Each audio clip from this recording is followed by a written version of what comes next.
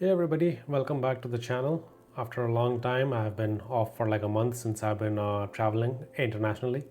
But finally, we are back to our usual schedule, and you will be seeing at least one video per week going forward. And in today's video, we are going to discuss budgeting for a trip.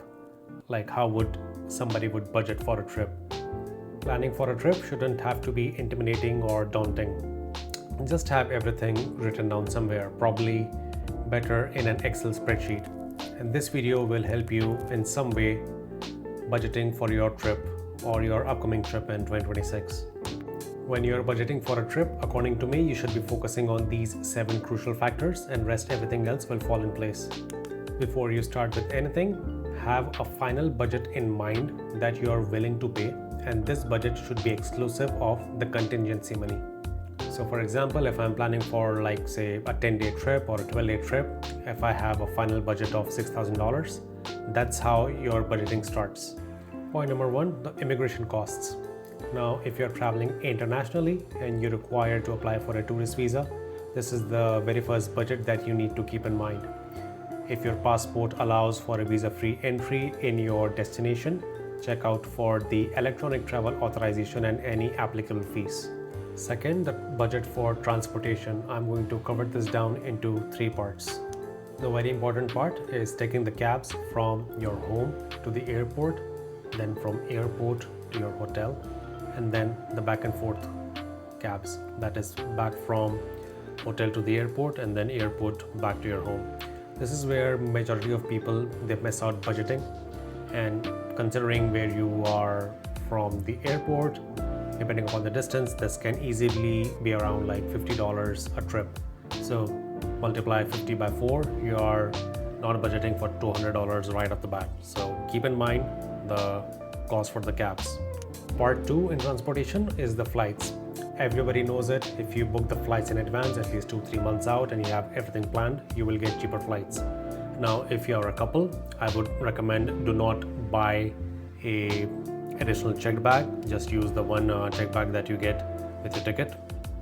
I think one per couple would be okay. And if you are traveling domestically, sometimes they don't even offer the checked bag. So in that case, you would buy only one checked bag in which you would have 50-50 of the ratio of your clothes and your essentials. And that's how you would go. Now, if you're traveling in a family of 3 or 4, you will essentially need a checked bag number 2 as well. So accordingly, keep the budget and try to book out your flights way advance, at least 2-3 months, so you have some good savings. Part number 3, it comes to the car rentals. Now, if you are going to a destination where there is not easy access to the local transportation, that is the bus or the trains, then your next best pick will be a car rental. Your budget for the car rental should include the car base price, that is how much they are going to charge you per day for the car itself. Then insurance. Again, if you have a very good credit card, you don't need to get an insurance, or if you have a good insurance that allows you to cover your rentals, you don't need an insurance. However, if you're traveling abroad, international, I highly recommend getting an insurance, because the last thing you want to deal with is like a broken car on the side of the road in an international land. So insurance on a foreign trip is very good to have. Another thing on the car budget would be to budget for the gas refills. Assume at least 2 to 3 full gas refills. Then you need to consider the tolls and the parking.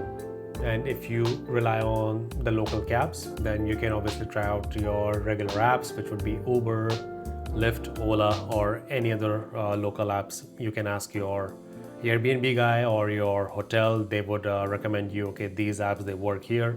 For example, I believe Bolt works better in the UK. And then you have Uber pretty much everywhere. So if you try to go that route, yeah, download all these apps. You must be already having them, and you are good to go.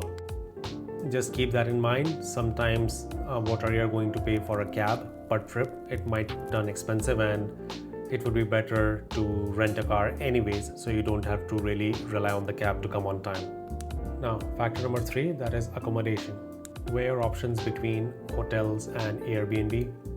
If you do have good credit card points, try to use them to get a couple of free nights in the hotel, and the rest you can pay out of pocket. Now, if you have to choose between a hotel and an Airbnb, it's again a personal preference.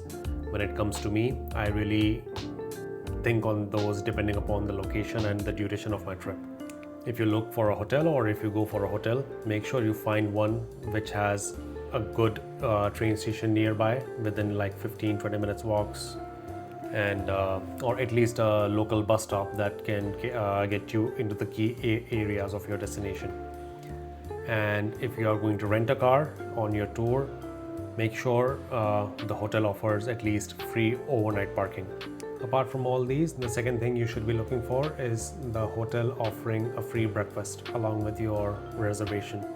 All this, according to me, is a bare minimum when going with a hotel. Check for reviews, and based on your budget, try to have a couple of free nights out of pocket. And as I already mentioned previously, if you have good credit card points, this is the best place to use to get some free nights. Now, if you do go with an Airbnb setting, the very first thing you should be looking for, provided you have a car, is to look for a painless car parking space. There are certain Airbnbs who say, okay, you have off-street parking, and then you show up there is no parking available, and the last thing you want to do on a evening is to look for a parking spot.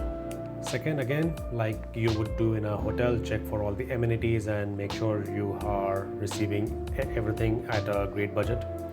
Also, a very major convenience in this case of an Airbnb is that you can buy your own groceries and then have your own breakfast, which is kind of equivalent to having a free breakfast in the hotel. But the only point is that in Airbnb you have to do a little legwork and cook everything from scratch. Overall, if you go with a hotel, you need to have a good budget, and if you have good credit card points, it's a very good help. With Airbnb, you can expect to pay less, about 20-30% less, at the expense of doing more legwork. That is, getting your own groceries, cooking meals maybe once or twice, and then you're good to go. Next point we are going to look at is food. Now, food is where majority of the budget goes out of proportion. Not recommended, but try to have more fast food items and less lavish dine-ins. This can certainly save you a lot of money. Buying any snacks beforehand from groceries can fulfill all the cravings that you might have while traveling. If you are staying in a hotel, again, free breakfast is good. Then you can have probably a snack outside along with a big meal outside. However, if you are staying at an Airbnb, then it's good to have a very good breakfast, and then you can prep and take lunch with you, and then maybe have one meal outside in the evening. Coming to the next point, carrying some cash in local currency and any form of other payments. So it is always better to have some cash with you, at least in the denominations of like 5s and 10s and 20s and whatever that specific country has to offer. I would always carry an equivalent to about $100 to $200 in cash of that country's currency. These cash can come in handy, and you never know.